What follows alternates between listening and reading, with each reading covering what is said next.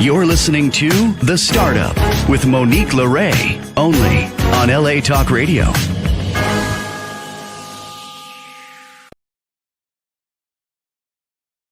How's it going, Los Angeles? This is The Startup with Monique Lore. I'm Monique Lore, bringing you a fresh episode. Happy Easter if you celebrate. Happy Passover weekend.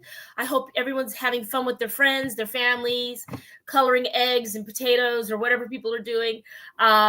Those years have passed for me of the bunny rabbit and the eggs, but I hope that everyone's having a great time. And my Easter Passover gift to you guys is, of course, the queen of the hour, of the month, of the season, our Texas, Southern, I said Texas, our Southern Belle Badass, Christina. Woo! What's going on? Our tax queen. How's it going, Christina? This is finally slowing down just a little bit right about now to where I'm above water and I can breathe. Oh How have you been? I've been busy too, in a different way. So I understand, we're trying to get all of the things done. And before we jump in, Christina and I are friends offline. I consider her a sister, guys, just full transparency. She really inspires me and supports me. We support each other, and she's in my life forever. She's not going anywhere. She's not just tax season. She's not seasonal, but I want to share, a little bit about overwhelm, for our startup entrepreneurs and our scaling entrepreneurs that are listening and viewing. Overwhelm is really real. I've been putting some things in place every week to kind of help myself not get overwhelmed and just want to eat ice cream in the bed all day. I mean, we're entrepreneurial and we're outgoing. We want what we want with our goals, but getting outside during the week and having a sandwich, as corny as that sounds, walking down the block and getting fresh air and getting off the laptop has really done wonders for me. So I want to shout out our local sandwich shop that sees me there about 4 or 5 times a week. Wigz, W-I-G-Z.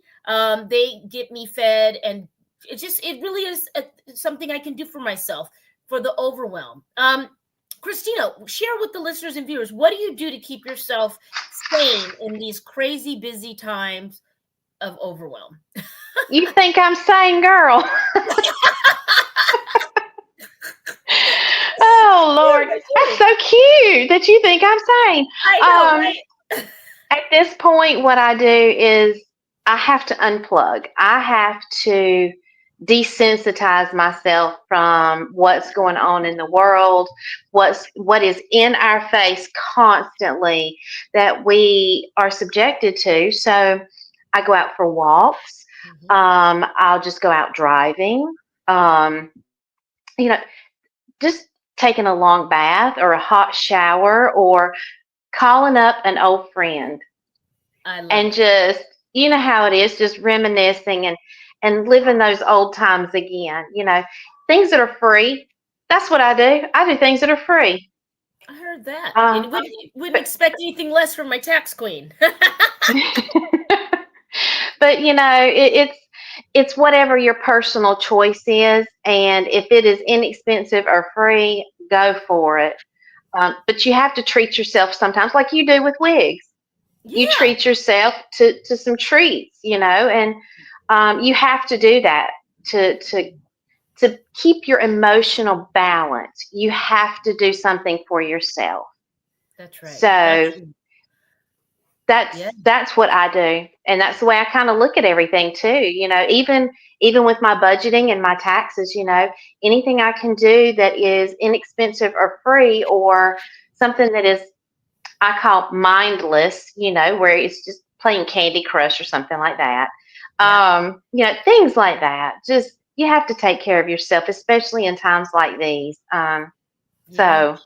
Yes, I love that. So you guys find that thing that you can smile about or look forward to. I know that from like 8 to noon, if I get a big chunk of work done, I know I can walk down to Wigz, get my sandwich, say hello to my people, get some fresh air, come back home.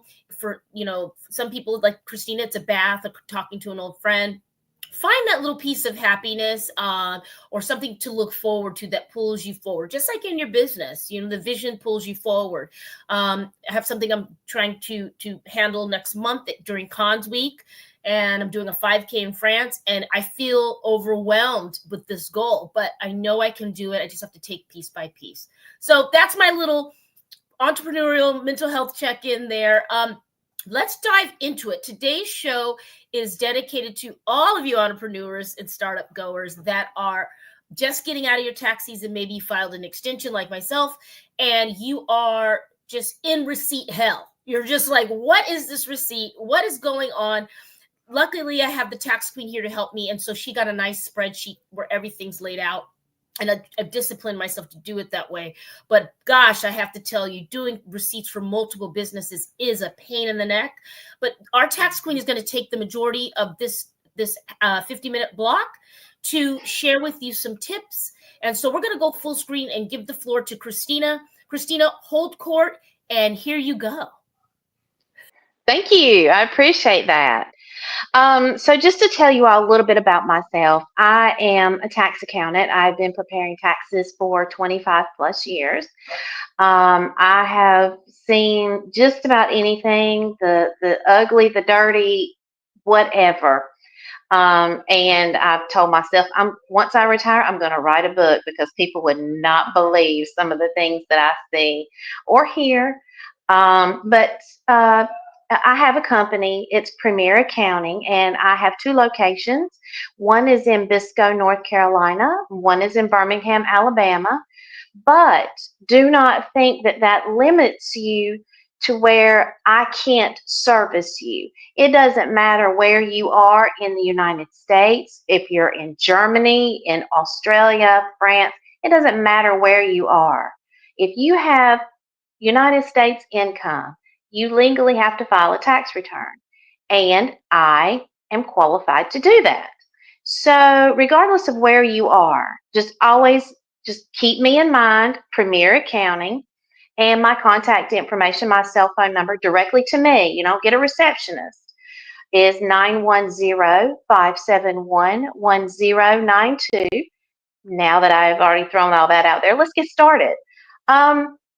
So today I wanted to talk to you a little bit about budgeting. Right now we're going to cover personal budgeting, and then going forward, after we cover some personal budgeting, I thought we would look at some business budgeting, because in times like these where we're unsure about where we're going to go forward, how we're going to go forward, we need to have a plan.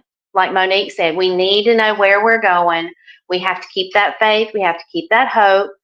And hopefully some of these tips that I have today will help you get over any obstacle or hurdle you may have.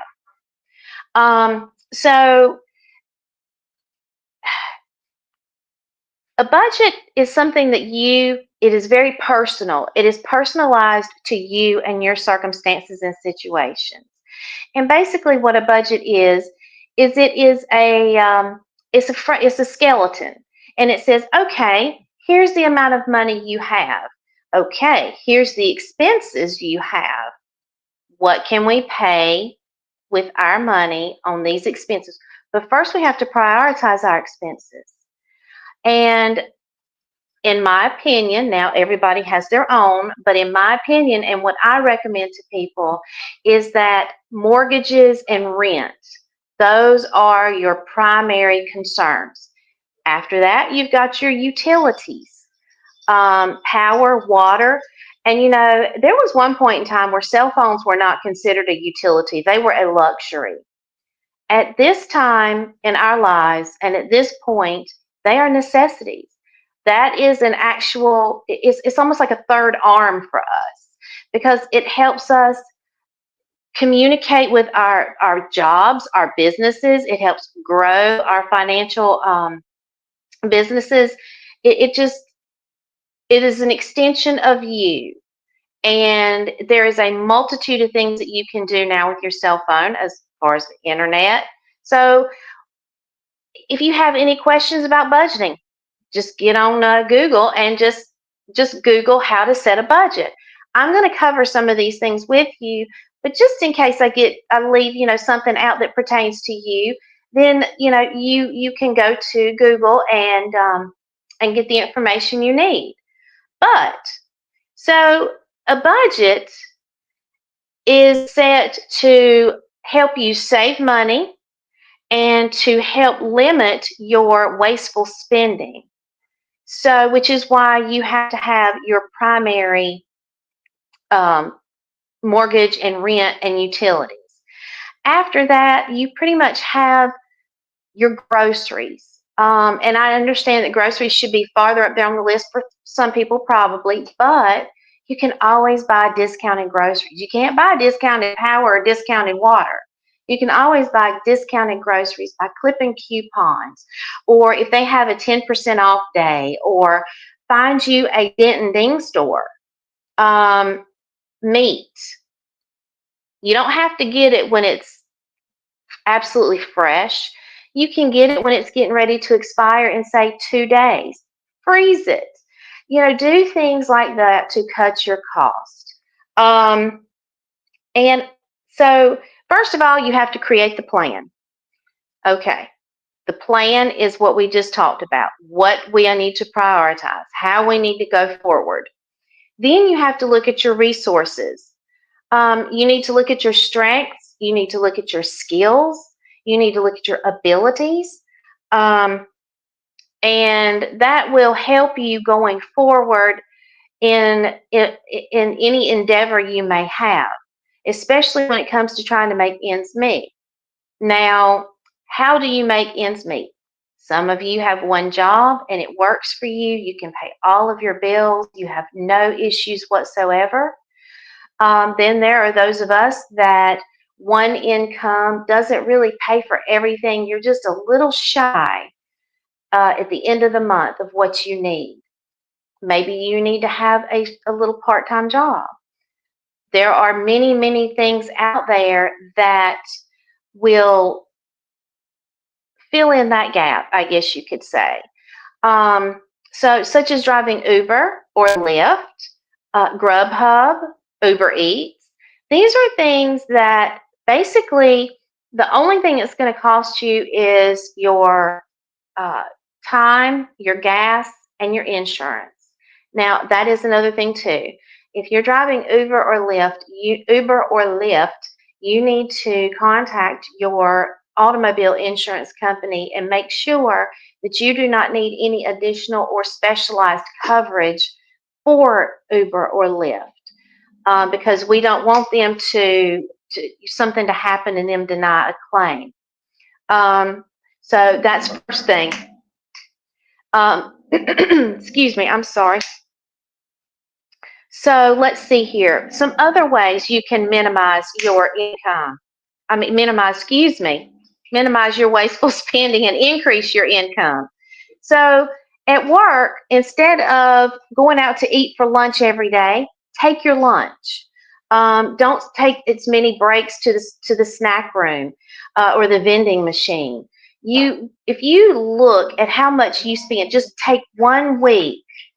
Just take 1 week and look at how many times you go to the vending machine or how much you spend eating out at lunch. And the best way that I tell you can figure that out is by looking at your last few months of bank statements. Where do you see that your wasteful spending is? You don't have to go out to eat. You don't have to have that cup of coffee in the morning. You don't have to have this. You don't have to have that, unless it is on your list of priorities and things that are a necessity. You need to also stay informed nowadays. So we see the stock market is very volatile. We have certain tariffs that are being put into place that wasn't in our budget. So how are we going to make this? How are we going to make this work? So my recommendation, is at that point, once you're staying informed, you're learning about everything. You may need to adjust your budget. You may need to add to or take away some of those things. But with your groceries, that is one of the easiest ways to adjust your spending with your eating.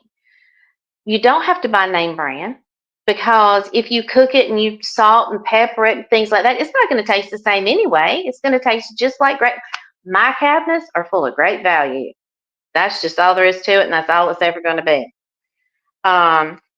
but clip your coupons. Go on those discount days. You also need to be realistic about your budget. Don't set such expectations that you can't meet it, because all that's going to do is that's going to discourage you. And you don't need anything to discourage you when you're trying to do something so positive in your life. Another thing too, don't be afraid to ask for help. You may be a pharmacist, or you may work in McDonald's. It doesn't matter where you work. What you do for a living is what you do for a living. It may not be financing. That's why you look at all of your resources. There are free groups online. You can go to YouTube at any given day, and you can learn these things. You may have a family member, or you may have a friend. Maybe y'all are in the same boat and you need to learn these things together. That is amazing, because then you've got each other to bounce these things off of. Again, family. Once you look at your bank statements and you see these charges on there that are not necessities, and it's wasteful spending. Just to be honest, it is wasteful spending. What you need to do is learn from your past. Look at all of these. First of all, look at how much you spend each month on wasted items. Once you do that, then adjust your budget accordingly, because at that point you have identified the wasteful spending. You know where your money needs to go at this point. So take a look at your past and recognize where you don't want to be again. If you do that, you will also notice that your life is better, not just financially, but I'm talking about emotionally and mentally. Because admit it, you go to bed at night and you worry about the bills. Am I going to be able to pay all the bills this month? Or, oh my God, my kid needs braces now. Or, holy crap, I need a new tire on the car because I got a nail in it. We need to work on what's happening today. But the only way we can learn about what we need to do today is what we've done in the past. That is, I cannot stress that enough. Another thing too, don't be afraid of change. Life is full of change. And that is the main reason why you're budgeting, is to welcome that change. And if you notice, if you embrace this, then it will make your life a lot easier. And like we just said a minute ago, mentally, emotionally, you don't want to be worrying about finances all the time. It will consume you. It will bring you down. It will cause you to go into a depression. And those are things you don't need. So embrace the change. Make it positive. Make it yours. And you will find that that will make your process so much easier by making it yours. And stay hopeful, because hope is everything. You have to keep up the hope. You have to have faith in yourself that, hey, I can do this. How am I going to do this? That's why you're sitting down and writing your budget. That's why you have a to-do list, is to figure out where you're falling short, where you need to pick up the extra slack. And I'm going to go over a couple of things. I've got some notes here, so if I'm looking down periodically, it's because I want to make sure that I stay on task with everyone. But I find that one of the most important things when it comes to a budget, other than making and paying your necessary bills, is having an emergency fund. Who knew that the price of eggs were going to be almost $10 a dozen? That's not in our budget. Who knew that there was going to be the bird flu and chicken was going to go astronomical? That wasn't in our budget. Who knew that there were going to be 146% tariff taxes on goods coming in from some other countries? That was not in our budget. So here's where we have to adjust accordingly. It may take that emergency fund to get you through a short amount of time. I always like to tell people, if you're starting from zero and you have no emergency fund, start with a weekly goal. Start with a weekly goal. Yeah. And minimize those trips to the vending machine. Don't eat out. And you'll notice at the end of the week, you might have an additional $50. And, that $50 can be more groceries, or that could go towards the cell phone bill or power, anything. But that's an additional $50 in your pocket. That's an additional $50 worth of stress in your life. It eliminates that stress in your life, the little bit of money. And look at it this way, over a 4-week period of time, you've saved $200. And if you can do that, then set you a goal. How much do I want in my emergency fund? Do I want my emergency fund to cover me for a month, 2 months, or 3 months, maybe even 8 months? How long does this money need to last me? If I were to fall into a financial hardship, how long would my emergency money last me, and how long do I think it needs to last? Those are the important things. But make sure you have something put back for a rainy day, because with the way the economy is, the way as volatile as it is right now, we all need that backup. And if we don't have it, we need to start producing it. That's just all there is to it. It's a necessity at this point, an emergency fund. You need to make every penny count. I can't stress that enough with eating out, because I looked at my bank statements a couple of months ago, and my mouth just hit the floor. That's just all there is to it. My mouth hit the floor. I could not believe the amount of money I was spending in going and eating out. Now, taking clients out is one thing, but just ordering from Grubhub or from the local Panda Express or wherever your poison is, look at that on your bank statement. Cut that out. And then you'll have that extra money for groceries. Make every penny you have count. So let's say that you go every morning to Starbucks and you have your $4 latte or espresso, whatever. If you stop doing that for every day, 3 times a week, then that's going to save you roughly $624. So 3 times a week at $4 a cup of coffee is going to save you $624 a year. What can you do with that? Your car insurance. That's money in your savings account. That is extra money in your pocket. You can add that to not eating out or minimizing, any other expense you see that you have wasteful spending on your bank account. Reduce your debt.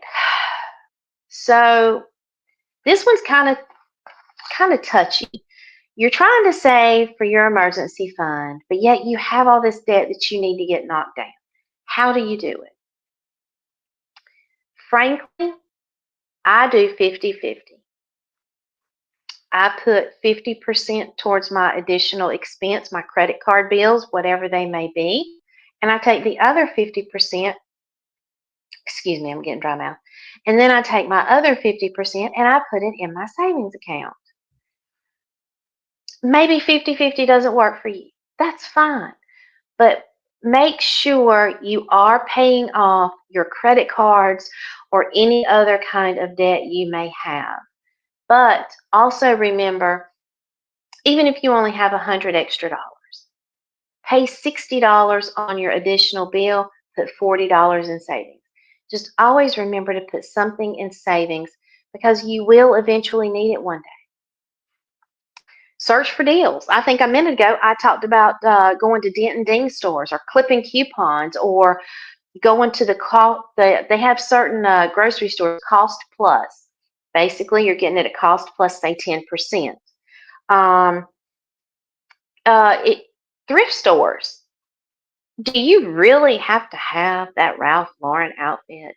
Do you really have to have that Lululemon bag or that Kate Spade or Michael Kors? Do you really have to have that? No, you really don't. Look at thrift stores. Thrift stores, people get rid of brand new things. I shop at thrift stores all the time. I absolutely love them because I can get clothes there with tags still on them and knowing they've never been worn and I'm getting it for $3. That's a savings right there. Especially for some of y'all that work in very nice, say in a law firm, and you have to look really nice for work every day. Utilize the thrift stores and see what you can do there, and that right there will save you a mountain of money. Because in your budget, you may see where the last few months you've been going out and spending unnecessary money at Macy's or wherever it may be, Amazon. Now that one right there will get you in trouble. You definitely need to watch Amazon. But search for those deals out there. Read that junk mail that comes in the mail every day. Look at it. What's on sale? What's not? What do you need? Not what can you use or what do you want? What do you need? You also need to track your spending. Okay, even though you are on a budget, you still need to, every once in a while, check your budget. Make sure, am I on task to reach my goal for this week? Or am I on task to reach my goal for the month? Track your spending. And if you see that you're falling short now, and we all fall off the wagon every once in a while, this right here will give you an idea of, okay, this is where I'm going. I'm headed down that same path. I need to track what I'm doing. I need to stop. But if you do not know when to stop unless you're tracking what you're spending, that is so important. And I really can't stress bank statements enough. I just really can't, because that right there is your telltale sign to everything that you're possibly spending. Another thing too, a lot of people don't realize this, but we all live on debit cards and we all live on credit cards. It's much easier to track your spending also when you are using cash. If you find that you're using cash, you want to hold on to as much cash as possible. I know I do. I don't want to break that $20 bill. But what do? First thing we do is we pull out that debit card or we pull out that credit card.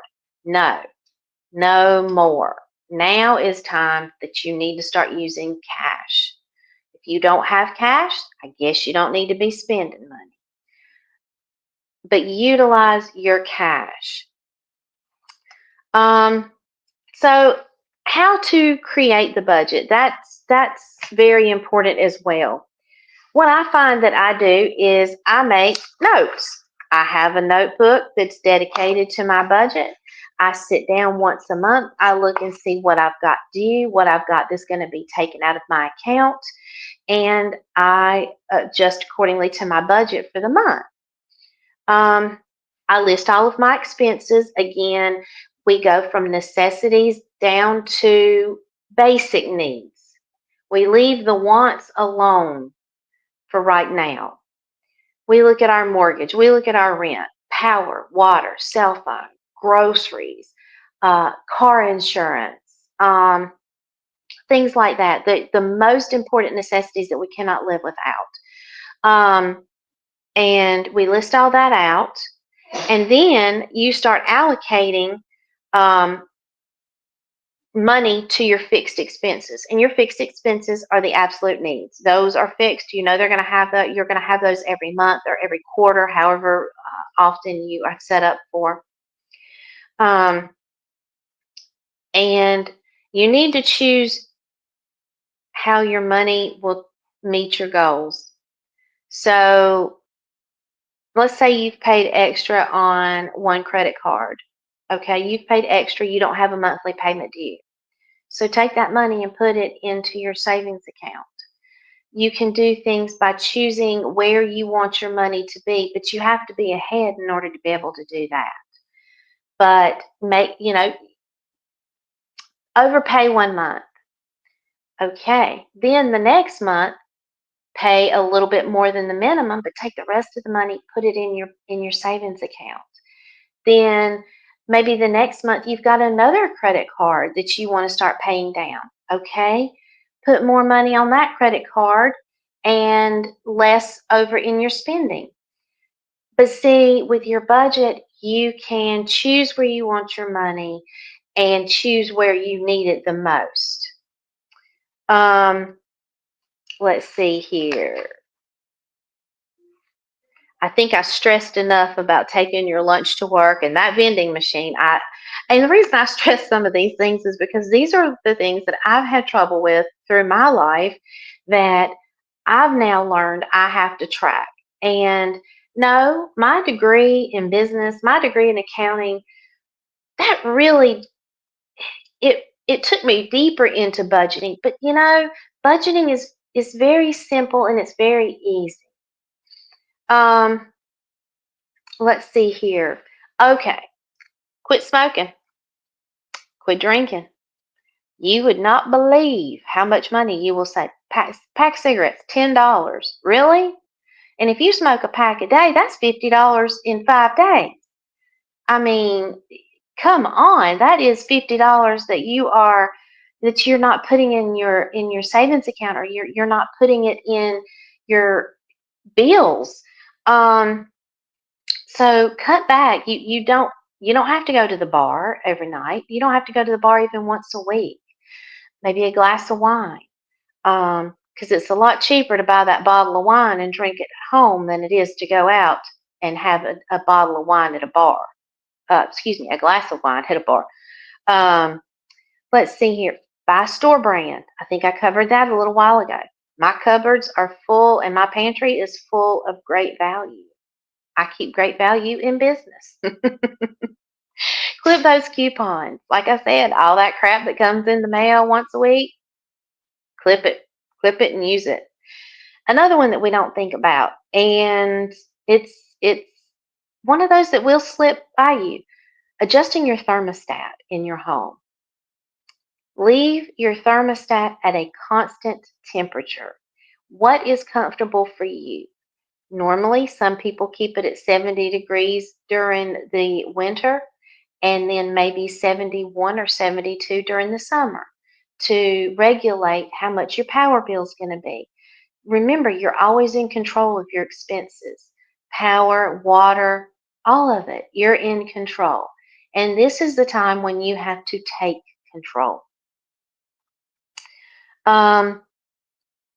Let's see here. I think I covered driving Uber and Lyft. You would not believe the amount of money you can make. I know some people that make a couple $100s a day. And that is, a couple $100s a day on top of what they're doing 5 days a week. So let's say that you've got your 9 to 5 job Monday through Friday. Okay. You don't have kids. Let's say you go out and drive Uber from 6 to 8 in the evenings. Okay, great. There's you a little bit of extra cash, maybe $40 or $50. That's 40 or 50 you didn't have to begin with. Okay, you don't work on weekends. Saturday morning, get up 6 a.m. Start doing your Uber and your Lyft. And then that's the time when you can also do Grubhub, because people are at home. They're going to order out. They're going to want it delivered because they don't want to get out and go to breakfast.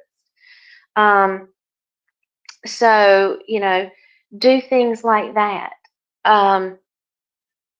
There's a multitude of things out there now. There's even a program where you can drive for Amazon. And what you do is you pick out the region where you want to deliver. It could be your neighborhood. It could be a couple of neighborhoods around you. And what you do is you get a hold of Amazon. I'm not exactly sure of the process. I'm just letting you know this just in case you decide that this is something you want to do, get in contact with Amazon. From what I understand, you can pick out the neighborhoods that you want to deliver to. You request those for you to deliver to them, and roughly you get paid, from what I understand, about $20 an hour. You would go pick up the items in the morning, deliver them through the day, and be making $20 an hour. That right there, that's good money. That's guaranteed $20 an hour too. So you're not having to worry about your Uber or your Lyft or your Grubhub on whether you're going to make your goal that day. So we've talked about finding another source of income. Now, I want to cover for businesses. This is a business podcast, so let's get into businesses now. Your businesses, though, are just like your home.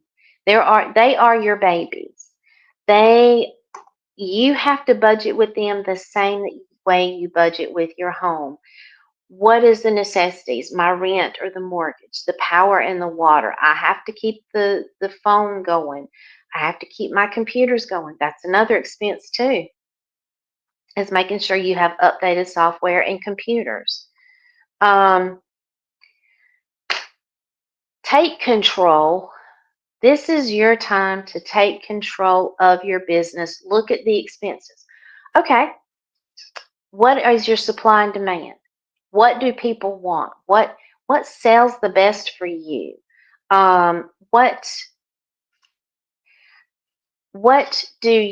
costs you the least that you make the most on? Let's say you've got a widget over here that you're making a gross profit of $6 on, and they're selling, pretty good.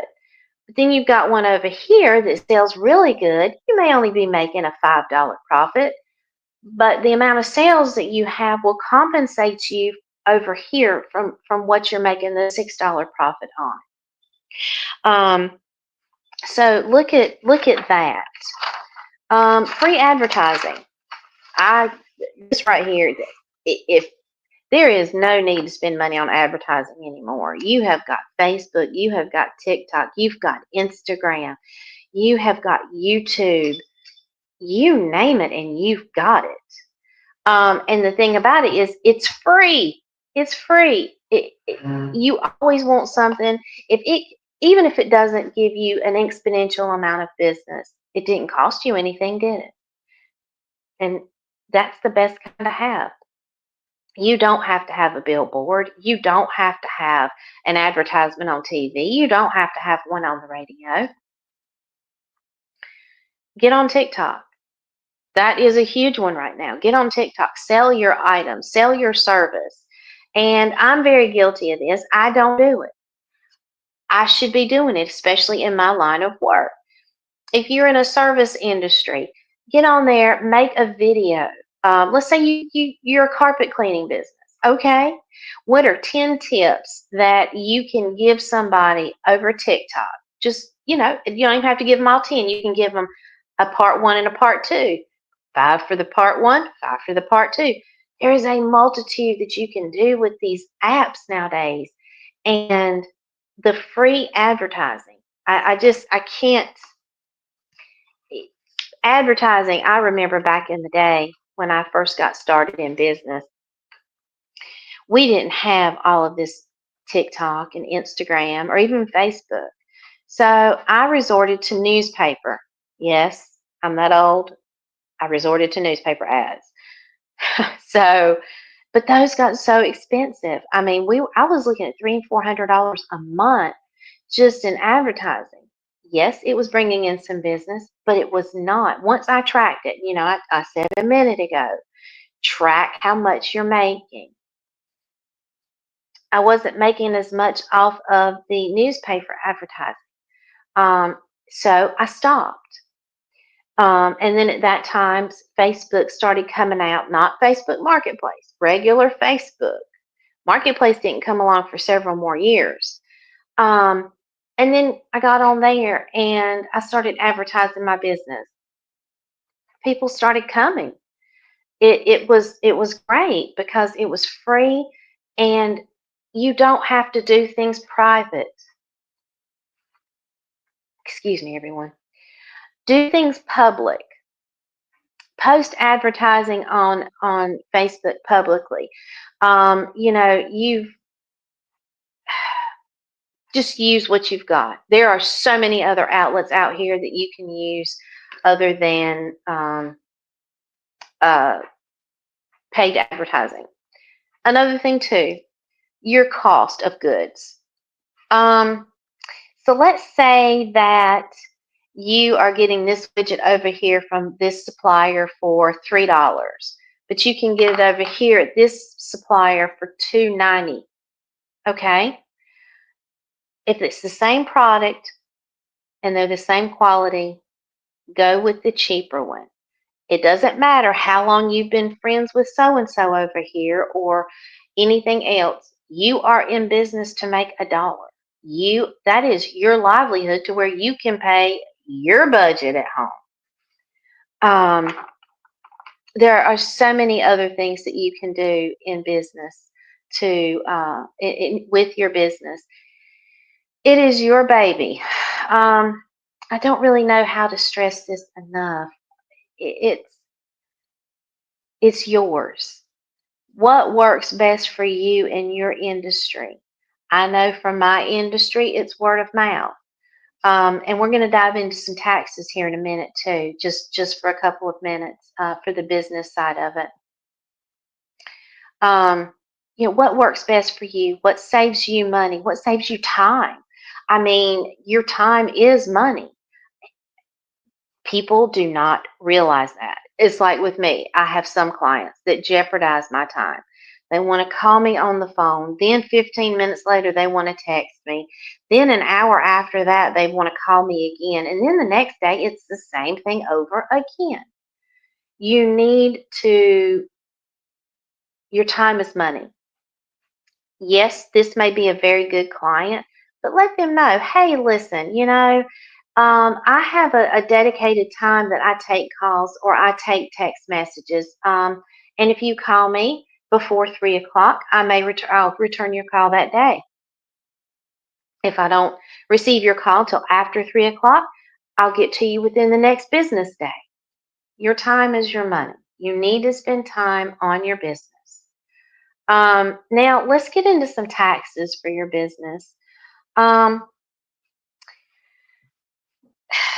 The times are changing when it comes to taxes, and I don't have any current updated laws for tax year 2025 because they are still being worked on, I guess you could say. And we won't find out about the new tax laws for 2026 till the end of this year. Now, in 2025, everything pretty much stayed the same. But now, here's where people have an issue. You don't save receipts. People, you need to save your receipts. The government doesn't go by bank statements. So you not saving that Walmart receipt, even though you got toner for your printer, the government's not going to give you credit for that when they see Walmart on your bank statement because they're going to assume that you went and bought groceries. So even if you are going to Walmart, here's a little trick of the trade too. Let's say you're going to Walmart to get groceries. Get you a pack of pencils. But when you do, make sure it's on a separate receipt. Then you could actually, since you're going to get that pack of pencils and you just happen to grab you some groceries, you can write that mileage off as business mileage. A lot of people don't realize that. Mileage. Anything that is for that business, to that business, with that business, it doesn't matter. You can write that mileage off. I have so many people ask me, hey, they'll call me. Hey, can I do this for my business? Can I buy this for my business? Yes. The answer is yes. If you are doing it for your business, to your business, with your business, around your business, under your anything, if it has the word business in it, if you're my client and if it has the word business in it, we're writing it off because it is a legitimate business expense. If you went and took a client, if I take a client out to lunch, I get 50% credit for that. I write that off at 50% on my taxes. But I have to have that receipt. I have to have that receipt. Cannot stress that enough. Have I gone over too much, Monique? No, I'm just, you know what it is? It feels therapeutic. I'm sitting here getting my whole Sunday, getting my life. Your voice is calming me down. I really love your point so far. We have 5 minutes left in the show, but you hit on a lot of things. The separate receipt thing is really important. I'm in a mountain of receipts. I'm an anal receipt getter. So I like to cross-check those, but I really like the separate receipt tip and the mileage tip. A lot of us do work from home, but when you do go get groceries, and you're probably killing 3 birds with 1 stone, you might as well do that. I really love tips. Yeah, I love the tips about chipping away at the savings. I use a platform called Albert, and they take a lot of money out, but it adds up. They take it in like $15 increments, so I don't really see it. And then by the end of the month, it's there. I sometimes have to transfer it back, but that's another story. But don't we all? Don't we all? So keep going. Give us a couple more minutes, and then before we keep going, where can people find you? I know you gave it to us at the top. Where can we find you anywhere in the world within American Income? You can service them. I can be reached through cell phone at 910-571-1092. And now remember, that is not my business cell phone. That is my personal cell phone. You're welcome to text me. I am on Facebook at Christina Biddle. Let's see here. I have a TikTok account, but I really don't do much with that. But I believe it's at Tax Queen 1, so you can find me at Tax Queen 1. And I wanted to say this too. If you're one of my clients, I prepare you with an expense spreadsheet. So this lists about 45 different things that most businesses can write off. So if you're in need of an accountant, give me a call. Again, my company name is Premier Accounting. I practice worldwide. And, I have so many other tricks up my sleeve. So if you want to become my client, just give me a call. I am that easy to get to. Now, you guys, part of my Easter/Passover gift to you is that we're going to have Christina back next week and give her another 50-minute block so she can continue to cover these things. I'm getting an expense sheet from you soon, I think. I already sent you some things. Christina's actually helping me. She doesn't know this yet, but on the air, I'm telling her she's going to help me with my film accounting as well for the Pandemic Project. She's a partner in it. She's a friend. She's actually in the film. And so is Keith, her partner, her husband. And so, it's really been a blessing to have you there along the way. And that's a whole nother thing. When you have a project that you have to pay out dividends to, that's another hill I have to climb. So I'm really grateful for you. And listen, you guys, you're not going to get this level of personalization from many people. She's giving you her personal cell phone number. And the business boundaries are so important with that, like you were touching on earlier. Setting up those boundaries and really keeping them in all relationships is something that I've found lately. Applying those helps me save time. Do people get mad at you when you give them business boundaries? I have some that don't like it. I really do. But you know something? I have to have me time. It's like you and I were talking about in the very beginning. What Calgon take me away? Those baths, those showers, that Starbucks coffee that you treat yourself to maybe once a week. Yeah. You do have to set your boundaries. Well, they set their boundaries. That's true. Even if it is trolling you 3 times a day, that's there. But I see why they want to talk to you. You're very calming. You guys. While I've been on here, I've already had 2 clients text me on Easter Sunday. It's crazy. But you guys don't want to not like an unbusy accountant. I don't think that that's a good one. So I don't know if you really need to be advertising much more, but I'm glad you're sharing this wealth of information. You guys come back next week. We'll have Christina all to ourselves once again. Christina, any last words? We got 5 seconds. Happy saving. And if y'all need anything, I can be reached at 910-571-1092. Thank you so much. I love you, Monique. You're wonderful. I love you more. So are you. What we start today. See you next weekend. Be well. You're listening to The Startup with Monique Lore, only on LA Talk Radio.